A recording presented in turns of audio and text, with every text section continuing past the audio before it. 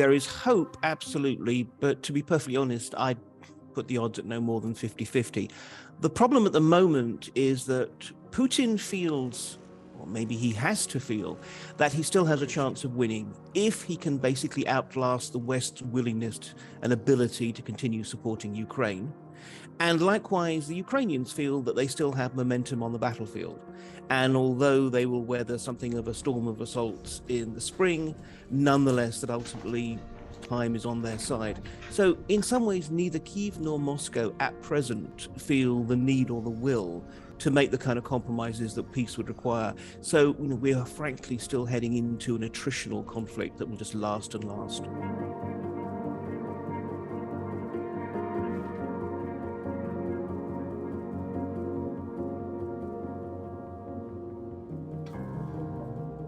His plan is precisely to hope that he can outlast the West. It's very striking, his New Year's Eve address, which is usually something of a warm and fluffy moment at which Putin tries to put on the mantle of sort of benevolent father of the nation, was not only almost twice as long as usual, but it was almost entirely about the war and the way he was presenting it to the Russian people as a Western aggressive operation using Ukraine as its tool to grind down, divide, and marginalize Russia.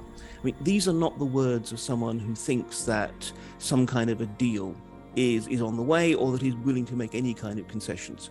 So I think his view is precisely, his strategy is precisely that if he can outlast the West's capacity to continue supporting Ukraine, then he can impose an ugly peace on Kyiv.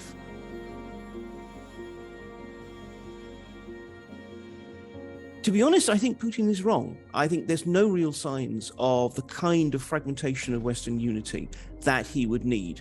He believes this for two reasons. One is because he does think that we in the West are flabby hypocrites who can't actually maintain costs for any length of time. But also he believes this because he has to believe it. It's his last chance of victory. So I think this is unfortunately the problem. So long as he thinks that any day now, we're going to start seeing cracks in the West, he's tempted to hang on just a bit longer.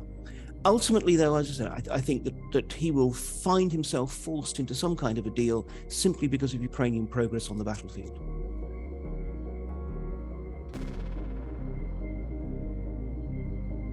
Well, in spring, we're going to see the Russians launch some kind of offensives with the forces that they have been building up. However, these are not the kind of forces which can actually make, I would suggest, any major gains. And in some ways, that's not expected. They're more just intended to show that there's still life in Russia and show the West that the kind of, let's face it, every month we're sending billions of euros, pounds, and dollars to Kyiv. More or less Putin saying to the West, you're going to have to keep doing this for the foreseeable future. Are you still willing to do that? So I think that's what we'll see in spring. Let's not forget the Ukrainians, as it were, have a vote on the battlefield too. They will be launching their own offensives. Now, we're not expecting the kind of massive breakthroughs that we saw previously from Kharkiv and so forth in the north. But nonetheless, I mean, again, this will be the real test. Unless the Ukrainians can make some fast, real breakthroughs that really show that they're going to basically have won by summer, frankly, I think we're going to see the war settling down in an attritional phase of lots of small offensives, but no one really being able to get the upper hand.